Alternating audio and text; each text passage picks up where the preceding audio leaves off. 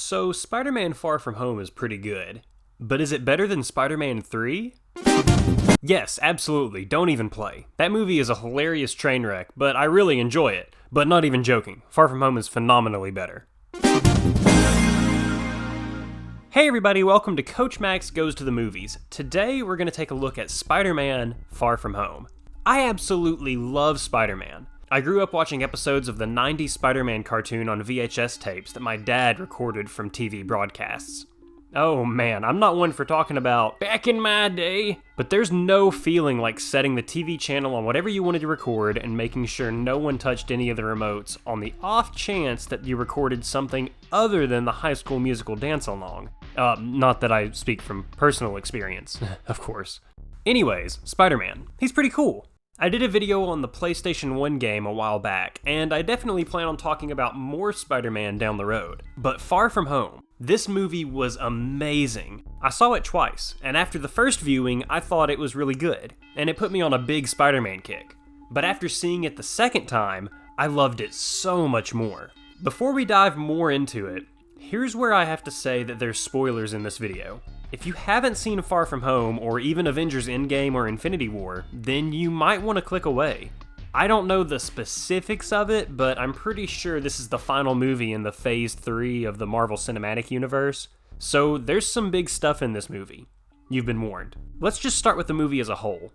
I'm not a movie snob, but I've started to really see a 3-act structure in just about every movie I've seen recently. This isn't a bad thing, there's a reason so many movies have that structure, it's because it works. But this movie didn't seem to fall into that pit hole. If you can break it down into 3 acts, then let me know. I might have just not been paying attention to the clear transition or something. There's a lot of Peter Parker in this movie. There's always a balance of Peter and Spidey in every Spider-Man movie, and it's not always equal. And it's not really equal here either. There's way more Peter than Spider-Man, and I think that's why I liked it so much. It's very similar to my favorite superhero movie, Spider-Man 2. Yes, I know it has Tobey Maguire, and yes, he is really campy in his performance, but no one had a problem with him before the internet decided it was cool to hate that series. Get your own opinion. But anyways, both of these movies deal with Peter having to balance his personal life with his powers.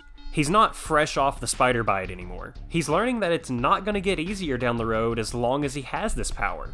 Far From Home has the advantage of Peter still being a kid in high school, so he's definitely still learning and has a whole lot more to do. And Tom Holland really nailed being this kid that just wants to have a break from the superhero stuff. And this isn't, oh, he took down the Green Goblin. No, he was part of the group that took down Thanos. This wasn't a quick little battle over the Hudson or in Times Square. This was a monumental battle of literally universal proportions. Of course he's tired and wants a break. I need a nap after walking to Subway. But he doesn't just get his break. He has to carry his abilities with him across the literal globe. And seeing his inner turmoil done so well is great. Ned was actually one of my favorite characters in the movie. He always just seemed like the goofy, funny character in Homecoming, but he was genuinely funny this time. I laughed at just about every line he said, and it didn't ever get boring or unfunny. Zendaya's MJ, which stands for Michelle Jones, not Mary Jane, so I'm actually kinda excited to see if she's the actual MJ or just a red herring. But anyway, she was great too. The plot moved along pretty well when she was in the scenes, and now that she knows Spidey's identity, I think we'll get to see some really nice interactions with them in the next movies. I personally hope they turn her into a character like Black Cat, even though she's not Felicia Hardy. We don't even know if the Hardys are in this universe yet. But Zendaya is a big enough star that she could handle a role as a superheroine and not just a side character. The other students don't drag much of the plot either. Betty, Flash, and I honestly don't remember this guy's name, even though they say it a lot and he has a ton of lines. Oh, it's Brad, I remember that now. I loved the romance with Betty and Ned, which just gave Ned even more hilarious lines. And I really like this Flash Thompson.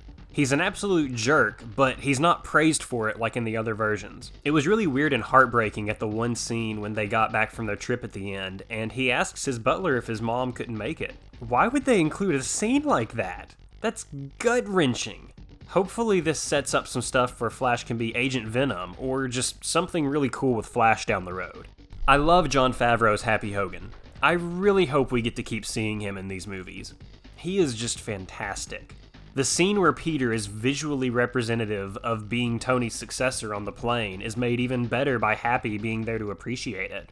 It would have been a cute little scene if the audience only saw it, but Happy looks like he sees the next Tony Stark in that huge grin. I'm not crazy about Marissa Tomei's Aunt May. I'll never be able to see Aunt May as anyone other than a 90-plus-year-old lady.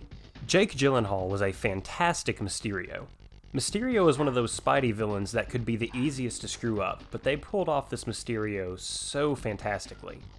I'm just gonna keep calling him Jake because every time I type Gyllenhaal, it spell it differently and it's a mouthful. Seriously, try spelling it out. Jake plays the role of Quentin Beck really well, because Beck himself is having to act to make everyone believe that he's a hero from another dimension. Yeah, Mysterio isn't a hero. Surely that's not a newsflash to anyone. But with the marketing and everything leading up to the film, they made me believe that there was a small sliver of hope for the character being good. We're talking camel through the eye of a needle sliver, but it's still a sliver. They play everything with Beck being a hero in an attempt to get the Edith glasses from Peter so well. I didn't expect the reveal with Mysterio plotting something as early as they did it, and I really like him being an ex-employee of Stark. I have a feeling we're going to see a lot of these types of characters coming around, like when they introduce the Osborns, maybe having Norman probably mention that his Oscorp tech is closely modeled after Stark tech or something like that, but I'm still cool with everything tying back to Stark. The other dude, I think his name was William, being the exact same actor from Iron Man 1 was a really nice touch too. How many people can say they've been yelled at by Jeff Bridges in not just one, but 2 movies? The Elementals were kinda lame. Especially since there really wasn't much danger ever present with them just being drones. I realized that they did a lot of awful stuff, but they were easily controlled and they weren't real. Honestly, the only lame part of the movie.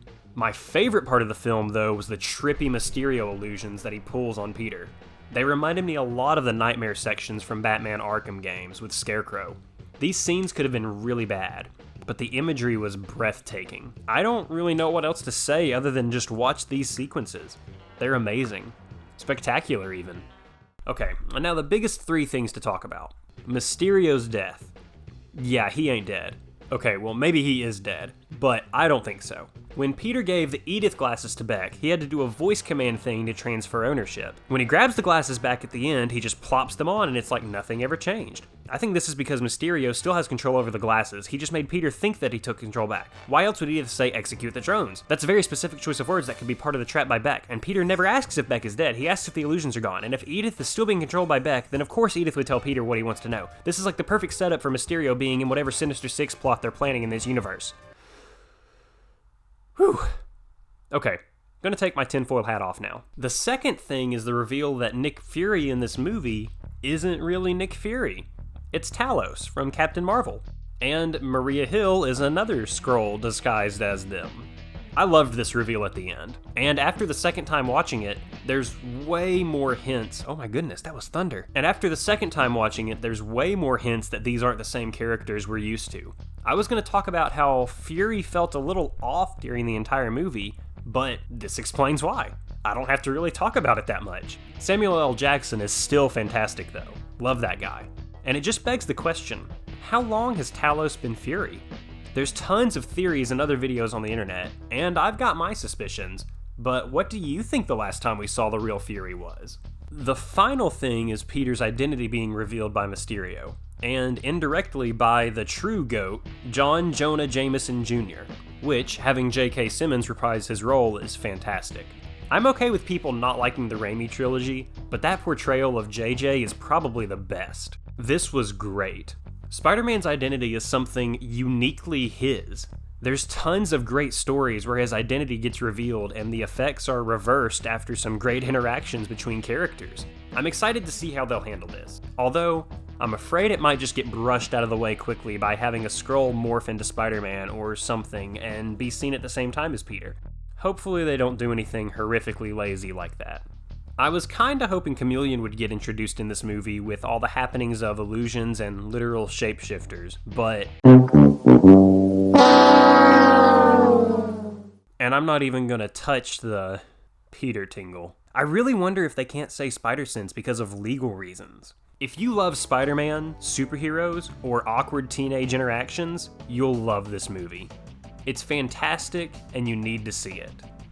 Thank you so much for checking out the channel today.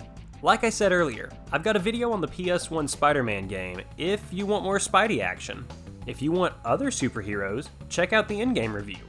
Make sure to share this video with someone that would enjoy it, and until next time, see you later.